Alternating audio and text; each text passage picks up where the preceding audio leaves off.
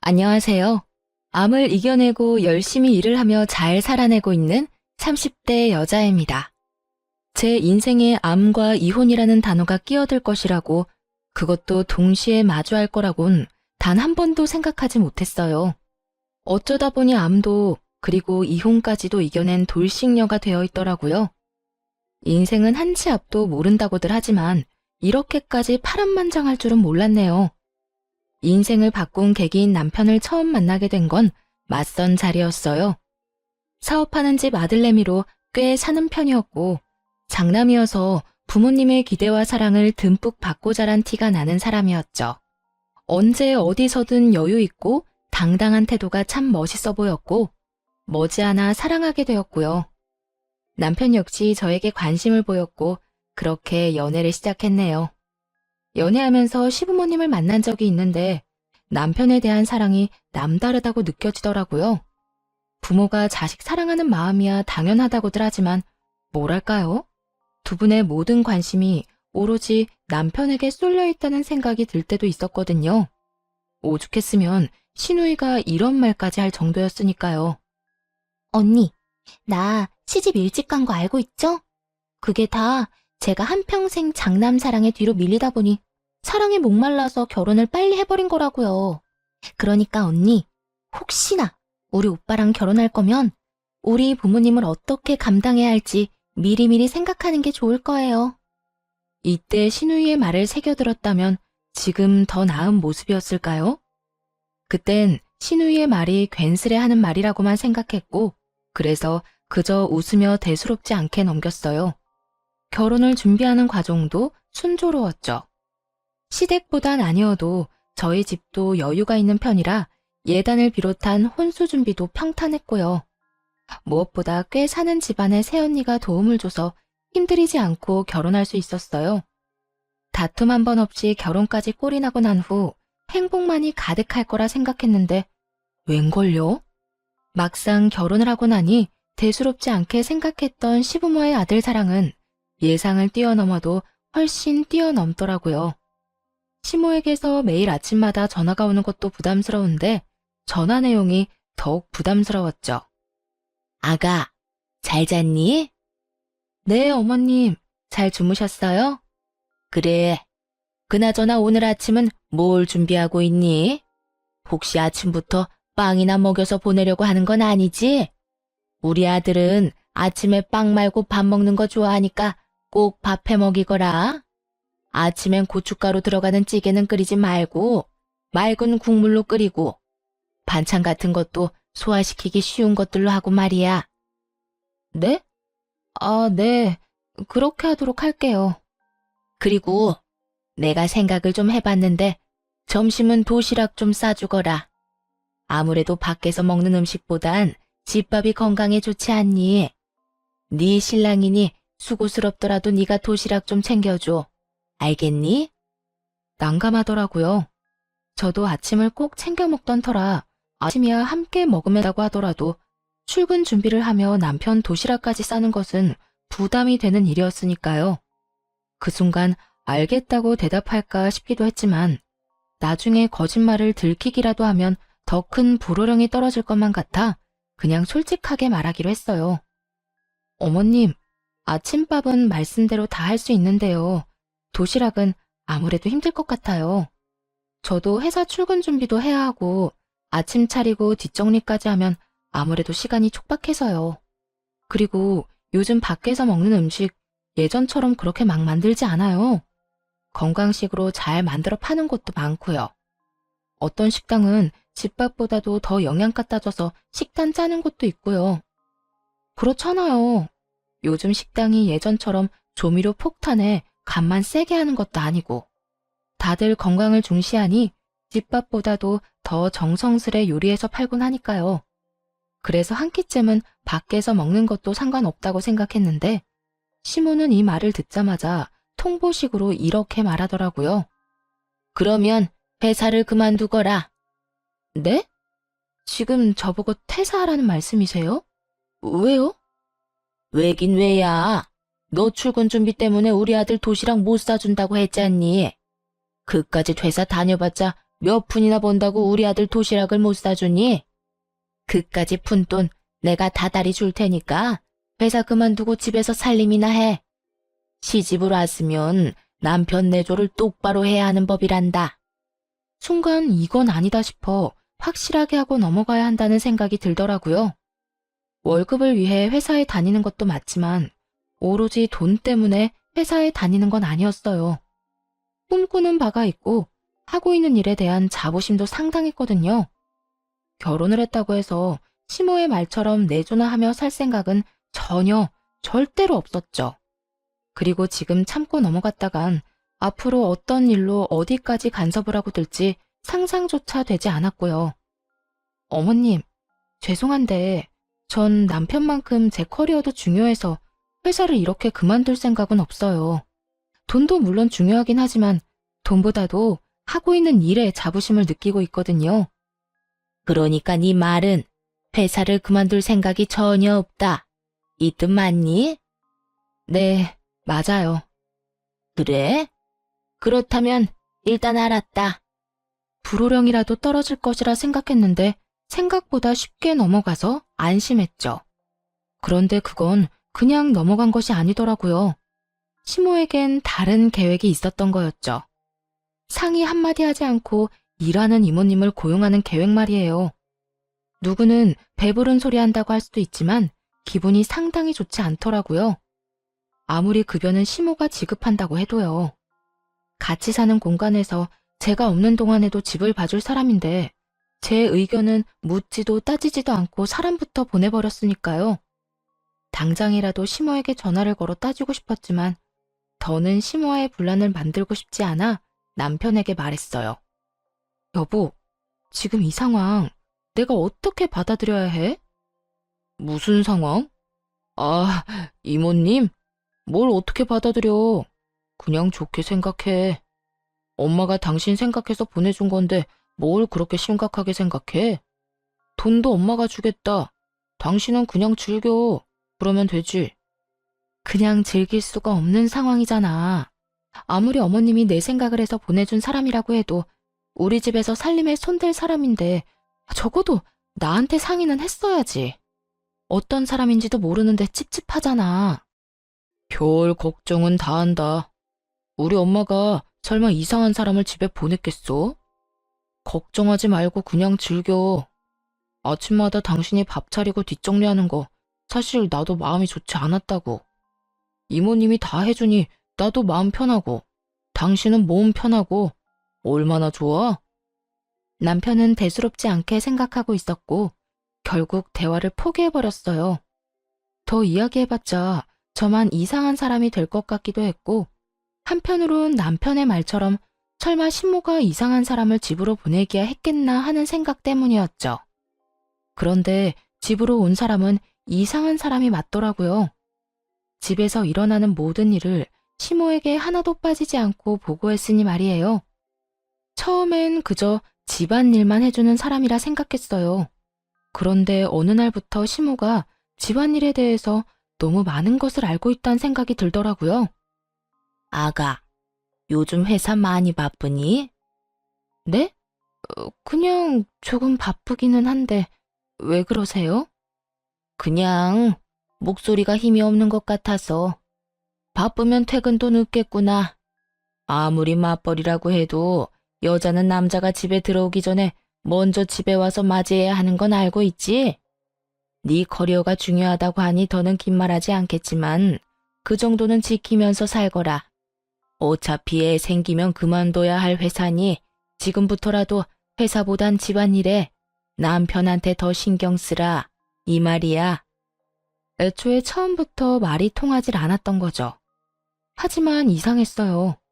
시모와 통화할 때 목소리에 힘이 없었던 적도 없을 뿐더러 오히려 일부러 더 밝고 힘차게 받았으니까요.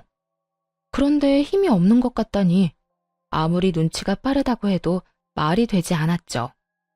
하지만 그렇다고 해서 처음부터 이모님을 의심했던 건 아니었어요. 처음엔 당연히 남편이 시모에게 미주알 고주알 다 말하고 있다고 생각했거든요.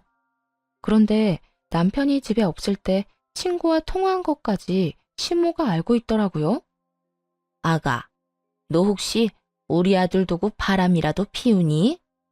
전화를 걸어 다짜고짜 한다는 말이 바람이라니. 이게 무슨 황당한 말인가 싶었어요.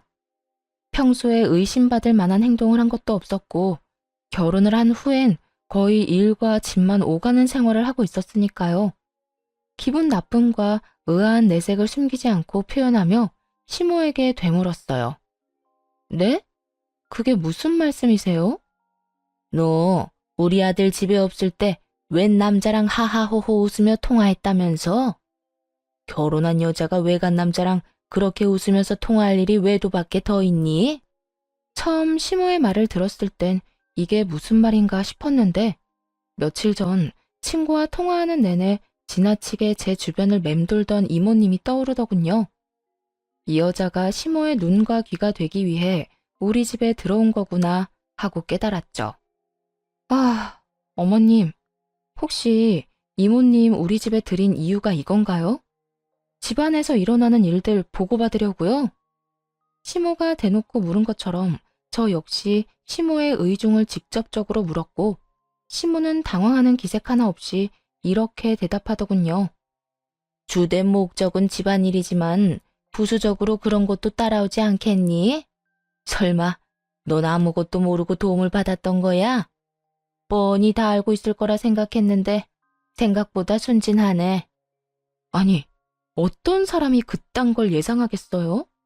보통의 사람이라면 아들 부부가 좀 더 편안한 환경에서 맞벌이를 하기를 원해 호의를 베풀었다고 생각하는 것이 당연한 거 아닌가요?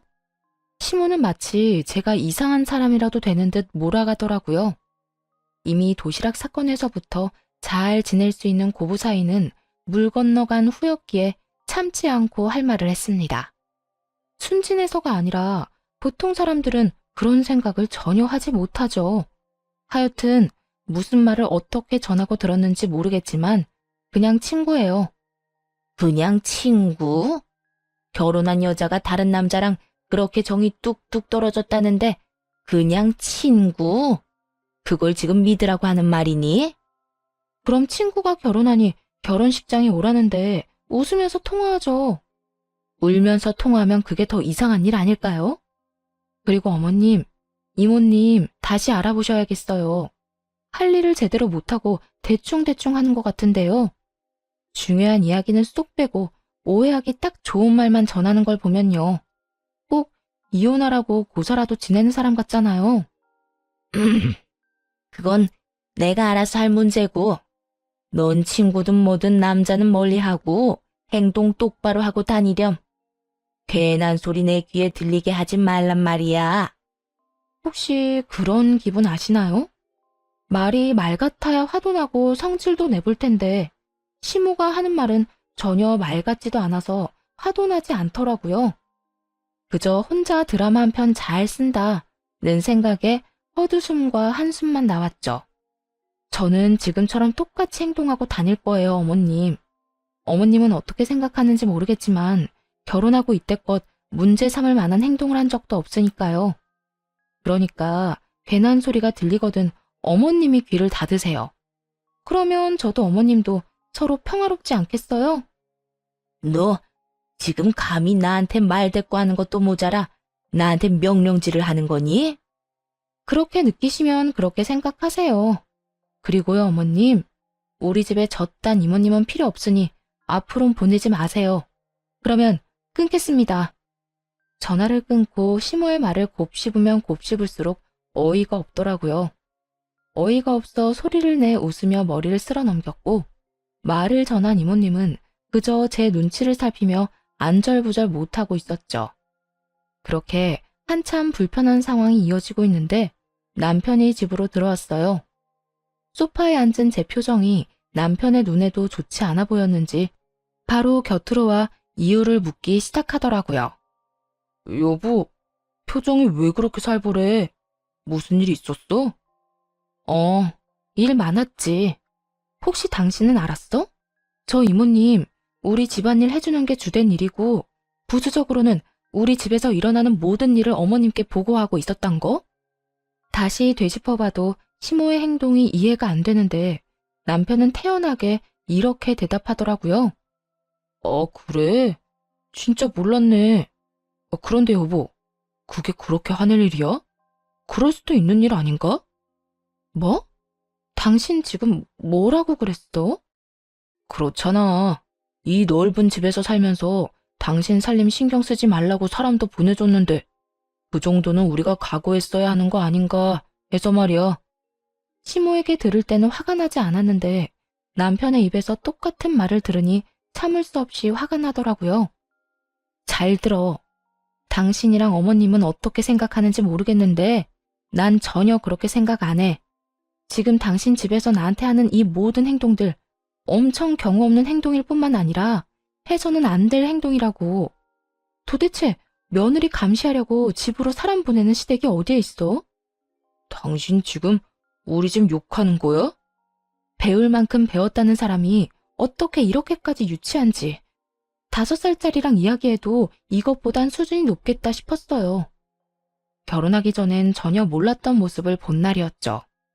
좋게 설명해도 남편은 똑바로 들을 생각이 없어 보였고 전 저대로 답답하고 화가 나는 상황이 반복됐죠. 당신은 이 상황이 얼마나 잘못된 건지 전혀 모르는 것 같네. 잘못은 확실히 짚고 넘어가자는 말이야. 꼭 이렇게 잘잘못을 따지고 들어야겠어? 우리 엄마 입장에선 걱정이 될 수밖에 없다. 이렇게 심플하게 생각하면 이해 못할 상황도 아니잖아. 당신이야말로, 이건 상대방 입장에선 정말 기분이 나쁠 법한 행동이구나 하고 생각하면 끝날 문제 아니야? 누가 봐도 비상식적인 행동을 한 사람은 어머님인데 왜 나한테 이해를 강요해? 그래, 당신 참 잘났어. 그래서 내가 어떻게 해주길 바래? 엄마 대신 무릎이라도 꿇고 빌기라도 했으면 좋겠어? 꿇으라고 하면 꿇을 수는 있고 마음에도 없는 말 하면서 비꼬지 마. 당신만큼 나도 기분 나쁘니까. 남편은 더는 할 말이 없었는지 씩씩거리더니 부부싸움을 구경하던 이모님을 내보내더군요. 앞으로 올 필요가 없다고 하면서요. 남편은 끝까지 시모의 잘못을 인정하지 않았고 첫 부부싸움은 그렇게 서로의 기분만 상한 채 끝이 났어요. 부부간의 싸움은 끝이 났는데 시모와의 싸움은 그때부터가 시작이었죠. 돈 받은 값은 확실하게 하는 건지 이모님이 저희가 싸웠던 일을 시모에게 다 말한 모양이더군요. 다음날 아침부터 시모에게 전화가 왔고 다짜고짜 언성을 높이며 화를 내지 뭐해요? 네가 감히 내 아들한테 훈계질 따위를 해? 하늘 같은 남편한테 건방지게 큰 소리 치라고 네 친정에서는 그렇게 가르치든? 어디서 가정교육을 그따위로 받고 온 거야? 2번 다시 내 아들한테 그따위로 굴지 마라. 알겠어? 어머님이 저한테 이런 식으로 굴지만 않는다면 남편과 싸우는 일도 큰 소리 치는 일도 없을 거예요. 그리고 친정 이야기도 그런 식으로 하지 말아주시고요. 그런 식이라고 했니? 네가 이따위로 구니까 네 친정 이야기가 그딴 식으로 나오는 거란다. 친정 욕먹는 게 싫으면 언행을 똑바로 했어야지. 제가 똑바르게 안 한 건 또 뭔데요? 어머님이야말로 똑바로 하세요. 다 큰 아들 부부 일에 일일이 간섭하는 것도 모자라 집안에 사람을 들여 감시하는 몰상식한 행동까지 한 사람이 그런 말 하는 거 하나도 와닿지 않으니까요.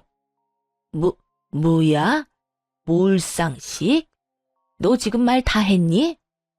아니요, 아직 남았어요. 어머님, 제가 마지막으로 한마디만 더 할게요. 계속 이런 식으로 저희 가정 일에 간섭하고 혼수 두잖아요? 그러면 저 그 잘난 집안의 이혼남 아들이라는 오점 하나 진하게 남겨드릴 테니 그런 줄 아세요. 이 말에 시모는 잠시 멈칫하더라고요. 평소 시부가 입버릇처럼 한 말이 있었기 때문이었죠. 시부는 저희가 결혼 이야기를 꺼냈을 당시부터 자기 가정 하나 지키지 못하는 사람은 회사 일도 못할 거라 했죠. 무슨 일이 있어도 이혼만은 안 되니 신중하게 결정하라고 하면서요. 이전부터 시부의 사업을 남편에게 물려줄 생각이었던 모양이에요. 그리고 이 말은 즉 이혼을 하면 회사도 물 건너가니 알아서 하라는 말이기도 한 거죠. 그러니 제 입에서 나온 이혼이라는 말이 나오자 시모가 멈칫할 수밖에 없었고요. 뭐라고? 너 지금 이혼이라고 했니? 나 협박하는 거야? 아니요. 진심이에요. 그래? 어디 두고 보마. 네가 정말 이혼을 할 수 있을지 못할지 말이야. 시모는 그냥 하는 말이라고 생각하는 듯 했지만 그럴 리가요. 누구보다 진심이었거든요. 참아 넘기는 것은 이번이 마지막이라 생각했고 이런 상황이 반복된다면 계속 참고 사는 것은 자신이 없었기 때문이었죠. 그 후 제 말을 진심 없는 협박이라 생각하면서도 혹시 하는 마음에 겁은 났는지 시모에게서 연락은 오지 않더라고요. 시모의 연락만 끊겼을 뿐인데 삶은 다시 평화를 찾았네요. 남편과 완벽한 화해를 한 것은 아니었지만 그럭저럭 부딪히는 일 없이 지냈고요. 이제 좀 독립된 부부 생활을 할 수 있겠다 싶었는데 어느 날부터인가 몸이 계속 아프고 피곤하기 시작했어요. 그래서 여러 검사를 받았고 검사 결과 암이라는 이야기를 들었죠. 다행스럽게도 워낙 초기에다가 양성이라 그렇게 심각한 상황은 아니었지만 30살에 예고도 없이 찾아온 암은 정말이지 너무나도 절망스럽더라고요. 눈물조차 나지 않는 그 상황에서 제일 처음 떠오른 사람은 바로 남편이었어요. 당장이라도 연락을 해 몸 상태에 대해 알리고 위로를 받고 싶었지만 남편의 목소리를 들으면 바로 눈물이 터져 나올 것만 같아 일단 집으로 향했어요. 소파에 앉아 암에 관해 검색을 하고 있으니 남편이 집으로 들어오더라고요. 곧바로 남편에게 몸 상태에 대해서 말해주었어요. 따뜻한 위로를 바라며 말이죠. 여보, 나 암이래. 갑상선암. 뭐? 그게 정말이야? 그런데 여기 이러고 있으면 어떡해. 병원에 있어야지. 그렇지 않아도 입원 날짜 잡아두고 왔어. 나 이제 어떻게 해?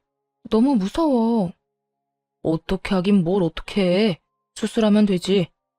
포옹은커녕 괜찮냐는 말 한마디 없던 남편은 저의 손길을 피하며 안방으로 가 짐을 싸기 시작하더라고요. 마치 전염병에 걸린 사람 피하듯이 남편의 행동은 재빠르고 거침이 없더군요. 남편의 모습에 너무 당황스러워 말까지 제대로 나오지 않았죠. 당신 지금 뭐해? 짐은 갑자기 왜 싸는 건데? 당신 암이라며? 그럼 병원에 입원해야 할 텐데 그동안 나 혼자 이 집에 있어봤자 뭐해? 우리 집 가 있으려고. 병원에 입원할 때 전화해. 시간 내서 갈 수 있으면 갈 테니까. 할 말이 그게 다야? 그러면? 더 무슨 말을 해야 해?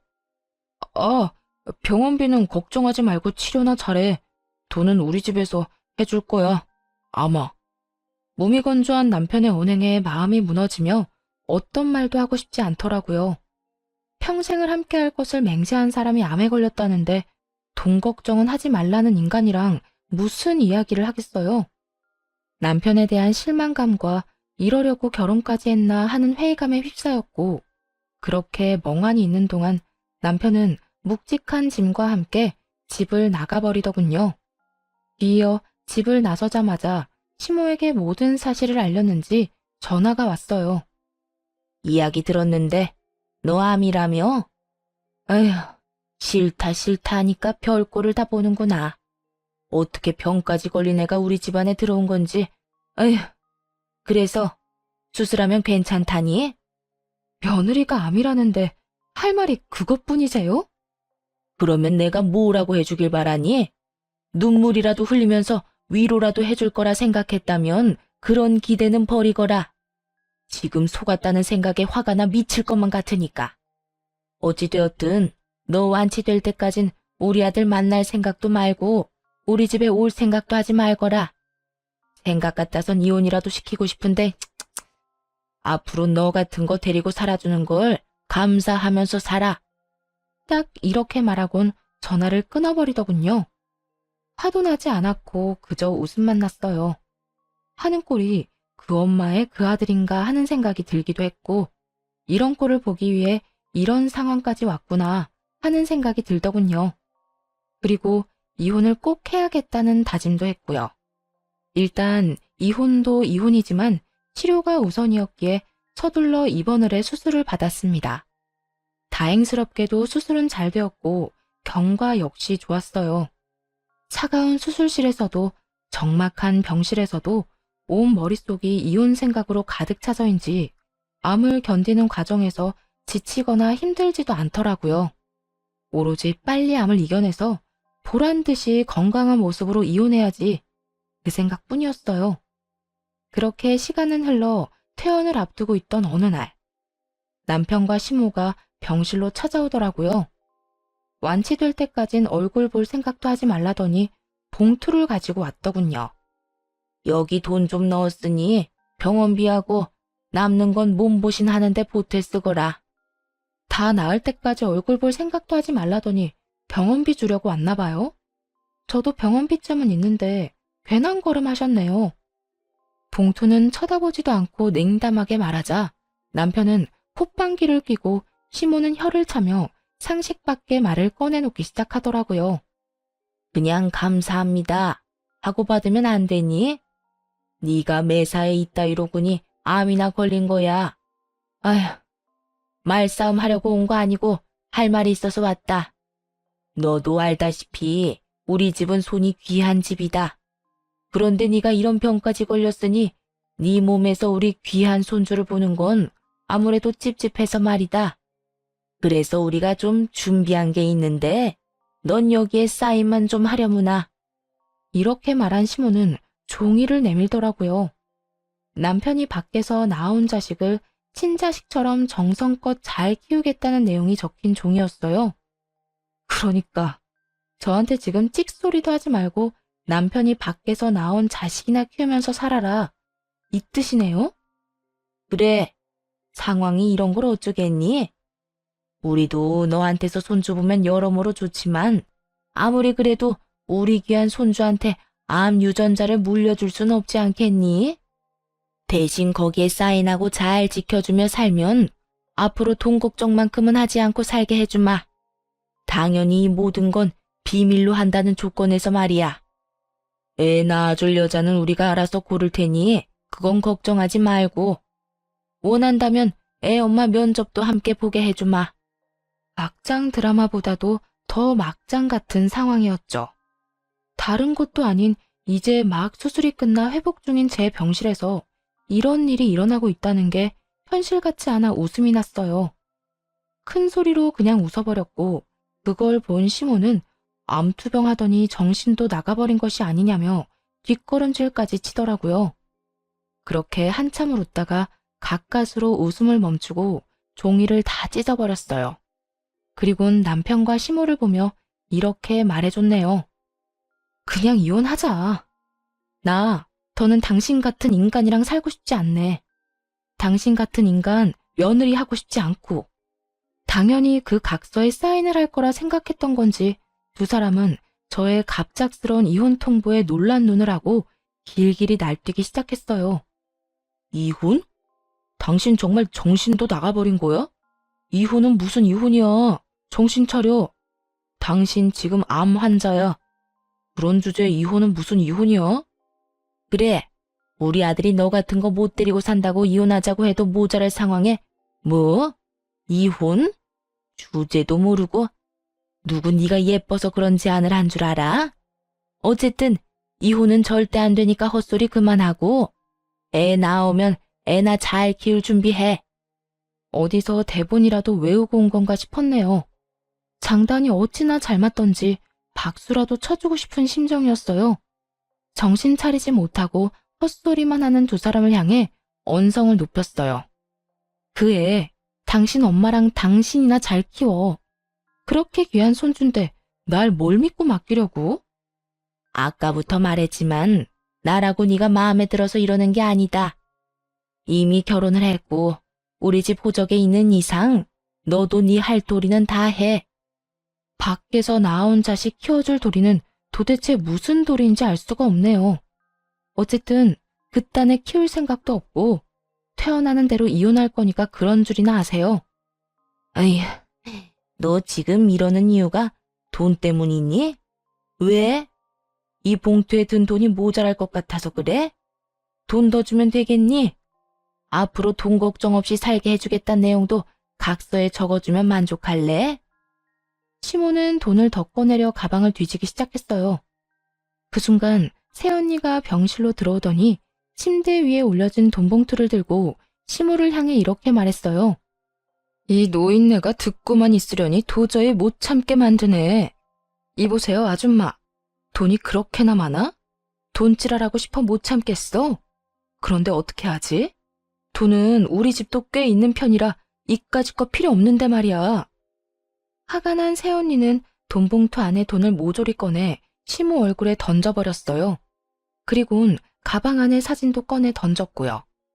새언니가 던진 사진엔 남편이 다른 여자와 호텔을 들락날락거리는 장면이 무수히 많이 찍혀 있었고, 더 어이없었던 건 여자들이 모두 다른 사람들이라는 거였어요.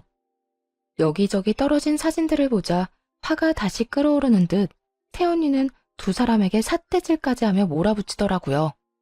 이딴 더러운 짓거리나 하고 돌아다닌 주제에 여기가 어디라고 찾아와서 그딴 말 같지도 않은 말을 짓거려? 너희들이 그러고도 인간이야? 어떻게 인간의 탈을 쓰고 여기가 어디라고? 새언니의 고함에 두 사람은 아무 말도 하지 못하더라고요.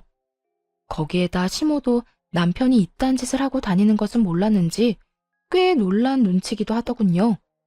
평소라면 남편 대신 변명하기 바빴을 시모가 놀라서 벌어진 입을 다물 생각도 못하고 있었으니까요.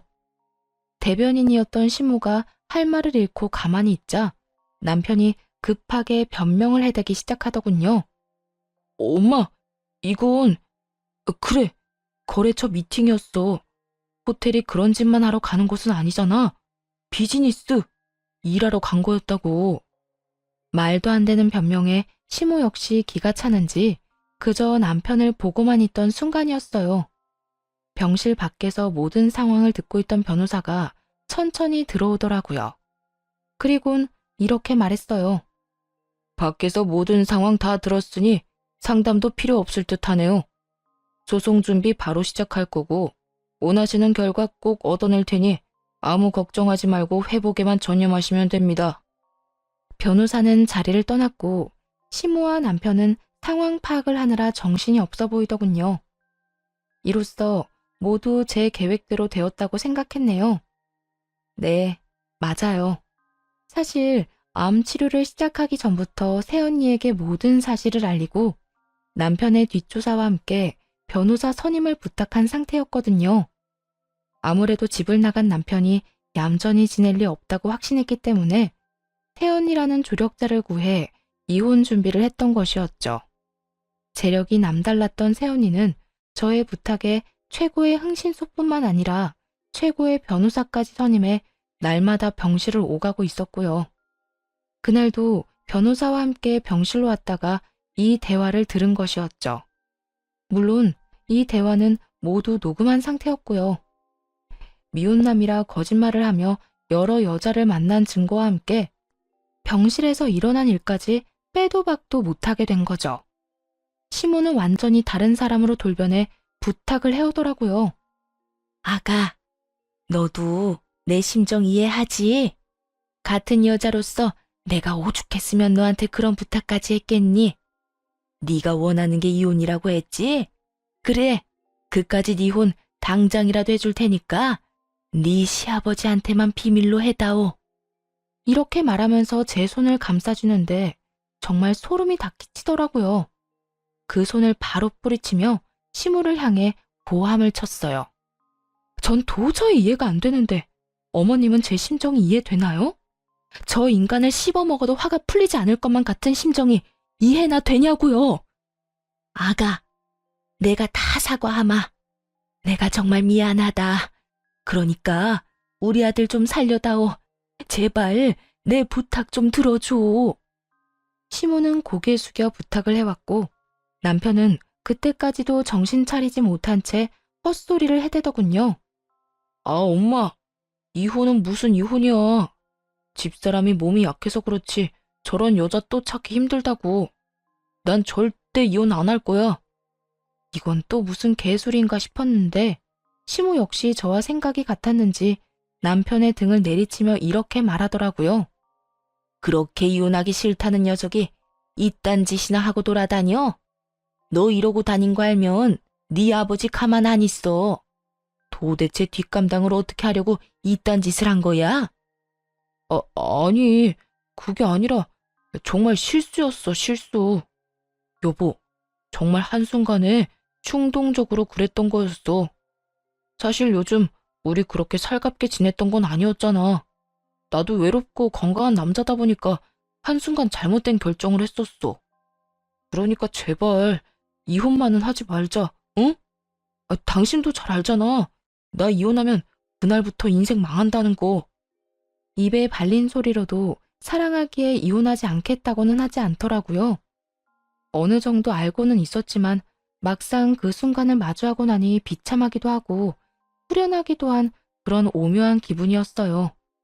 마지막까지도 사랑이라는 말을 꺼내지도 않던 남편은 빌기 시작했고 그런 남편을 뿌리쳐버렸네요. 그리곤 남편이 지금 처한 현실에 대해 알려주었죠. 당신 지금 여기서 이러고 있을 시간 없어. 우리 새언니가 나 대신해서 당신 외도 사진들 아버님께 다 보내버렸거든. 남편과 시모의 눈이 동시에 커지더군요. 어떻게 해서든 그 자리에서 제 입을 막아보려 애썼는데 이미 소용없는 짓이란 걸 알아버렸으니 여러 생각이 오가는 듯 했어요. 뭐라고? 그걸 언제 보낸 거야? 병원 오기 전에 퀵으로? 그러니까 나한테 이러고 있지 말고 얼른 가봐. 혹시 알아? 퀵 서비스보다 당신이 더 일찍 도착할지? 믿을 수 없었는지 남편은 따져 묻더라고요. 당신 꼭 이렇게까지 해야 했어? 이렇게까지 해서 당신한테 남는 게 뭔데? 그런 걸 묻기 전에 네가 나한테 한 짓이나 생각하지 그래? 내가 당신한테 뭘 어떻게 했는데? 남편은 진심으로 본인이 한 짓거리에 대해 자각이 없는 것 같더라고요. 이 말을 하는 남편의 눈빛이 진심이었거든요. 그런 남편의 모습에 더욱 화가 나 굳이 입 밖에 내고 싶지 않았던 말들을 꺼내놓기 시작했어요. 비참하고 또 비참해서 하고 싶지 않았던 말들이요. 너 내가 암 걸렸다고 할 때 괜찮다고 말이라도 한마디 했니? 위로는커녕 바로 짐 싸서 집 나가버린 것도 모자라 온갖 더러운 짓은 혼자 다 하고 다녔잖아. 그 더러운 짓거리하고 다닐 동안 난 혼자 입원하고 혼자 수술받으러 들어갔어. 그리고 혼자 회복하느라 너무나도 힘든 시간을 보냈고 말하는 내내 눈물이 차오르는 걸 참느라 얼마나 힘들었는지 몰라요. 스스로가 너무 불쌍해서 또 서글퍼서 계속 울컥하더라고요. 그런 제 기분을 단 1%도 공감하지 못했는지 남편 놈은 이렇게 말하더군요. 이혼하는 건 좋다 이거야. 왜 굳이 아버지한테까지 다 알리는 건데? 그냥 조용히 이혼만 했으면 됐잖아. 이 말을 듣는데 눈물이 쏙 들어가더군요. 아, 이런 인간이랑 내가 무슨 말을 하겠나 하는 생각이 들며 이젠 정말 끝이라고 생각했어요. 내가 왜? 누구 좋으라고? 조용히 이혼해주면 당신은 아버님 속이고 회사까지 물려받을 텐데 내가 미쳤다고 조용히 이혼만 해주겠어? 난 암에 걸렸을 뿐이지 정신이 나가버린 건 아니거든. 그러니까 여기서 헛소리 그만하고 헛된 꿈도 그만 꾸고 얼른 네 잘난 집에나 가봐. 가서 싹싹 빌기라도 해야 빠져나갈 구멍이라도 생기지 않겠어? 이혼은 무조건 할 거니까 얼른 네 집이나 가봐. 당장 내 눈에서 꺼져줘 제발. 그제야 남편과 시모는 저를 설득하는 것이 소용없다는 걸 깨달았는지 불이 나게 뛰어나가더라고요. 하지만 둘이 아무리 빨리 간다고 해도 외도 사진은 시댁이 아닌 시부의 회사로 보내버렸으니 소용없는 짓이었지만요. 이후 변호사님 덕분에 순조롭게 이혼했고 전 남편은 시부에게 단단히 미운 털이 박혀 그렇게 무시하던 전 시누이보다 못한 취급을 받고 살고 있다고 하더군요. 거기에다 전 시부의 회사에서 쫓겨난 것은 물론이고 집에서마저 쫓겨나 지금은 원룸 생활을 하며 지내고 있다는 소식도 들려왔고요. 듣기론 스스로 번 돈으로 능력을 인정받으면 다시 받아준다고 했다던데 불가능할 것이라고 보이네요. 그도 그럴 것이 결혼 생활을 하며 전 남편을 지켜본 바론 게으르고 아나무인에다가 무엇이든 간절하게 노력해 본 적 없는 인간이었거든요. 그런 인간이 혼자 힘으로 일어서는 건 가망 없는 일 아니겠어요? 이런 예상이 틀리지 않았다는 걸 보여주듯 전 남편에게 연락이 온 적이 있었어요. 아주 구질구질한 이유로 말이에요. 여보, 희진아, 잘 지내지? 덕분에 난 잘 지내는데 넌 못 지낸다고 들었어. 왜 전화했어? 서로 다정하게 이름 부르고 통화할 사이는 아니잖아. 그게, 희진아, 나 부탁이 있어서 전화했어. 혹시 나 돈 좀 빌려주면 안 될까? 내 이야기 다 들었으면 알겠지만 우리 아버지 내가 제대로 된 성과를 내야 다시 받아주시겠대. 그런데 너도 알다시피 내가 남 밑에 들어가서 일할 성격이 못 되잖아. 그래서 사업을 하려고 하는데 돈이 없어. 아버지가 돈줄도 다 막아버렸거든. 그러니까 네가 다시 네 집구석으로 돌아가려고 사업을 하려고 하는데 그 사업 자금을 나한테서 빌려가겠다는 거야? 너 진짜 제정신 아니구나. 너 같으면 너한테 땡전 한 푼이라도 주고 싶겠니? 주는 게 아니고 빌려달라는 거라니까. 어쨌든 난 너한테 내 돈 10원도 빌려주기 싫으니까 다신 이런 걸로 연락하지 마. 희진아, 그렇게 냉정하게 굴지 말고 한 번만 좋게 생각해줘. 너도 나한테는 사랑했잖아. 사랑했던 남자가 평생 구질구질하게 살면 네 마음이 편안하겠어? 나도 잘 되고 너도 잘 되면 다 좋은 거잖아. 서로의 행복을 빌며 이혼하는 사람들이 몇이나 된다고 전 남편은 양심도 없는지 그 몇 안 되는 케이스 중 하나가 자신이라고 큰 착각을 하고 있더군요. 그래서 그 착각을 산산조각 내주었어요. 웃기시네 진짜. 야, 정신 차려. 난 너 잘 되라고 이혼한 게 아니라 그 모양 그 꼴로 평생 살라고 이혼한 거야. 그러니까 이런 연락 다시 하지도 마. 알겠어? 미친 소리를 하는 전 남편의 전화를 끊어버렸고 그렇게 그 집구석과의 인연도 끝이라고 생각하며 지냈어요. 그런데 이번엔 원망이 가득 찬 얼굴로 전 시모가 찾아와 난동을 피워대더군요. 휴대전화가 불이 나게 연락이 오곤 했는데 모든 연락을 차단하니 결국 찾아온 것이었죠. 이년아, 내 아들 그 골방에 밀어놓고 넌 속 편히 잘 살고 있나 보네. 내 아들 인생 망쳐놓고 넌 행복하니? 행복해? 그렇게 잘난 아들 스스로 다시 일어나도록 노력이나 좀 해보라고 하세요. 그리고 그 아들이 그렇게 망해버린 건 제 탓이 아니라 그 아들 탓이라고요. 인생을 그따위로 살았으니 그딴 결말을 맞이한 거죠. 뭐야? 이년이 너 말 다 했어? 덜 했어요. 앞으로는 이렇게 찾아오지도 마세요. 저는 그 집 식구들 보고 싶지도 않고 이야기 듣고 싶지도 않으니까. 뭐 좋은 사이라고 이렇게 찾아와서 난동을 피우는 거예요? 너 지금 난동이라고 했니? 진짜 난동이 뭔지 보여줘? 전 시모는 순식간에 저를 밀고 집으로 들어오더니 닥치는 대로 물건들을 던지기 시작했어요. 처음부터 너 같은 건 집에 들이는 게 아니었어. 아니었다고. 그 오점 하나 없던 내 아들이 니까지 것 때문에 골방 생활을 하고 있다는데 뭐? 책임이 없다?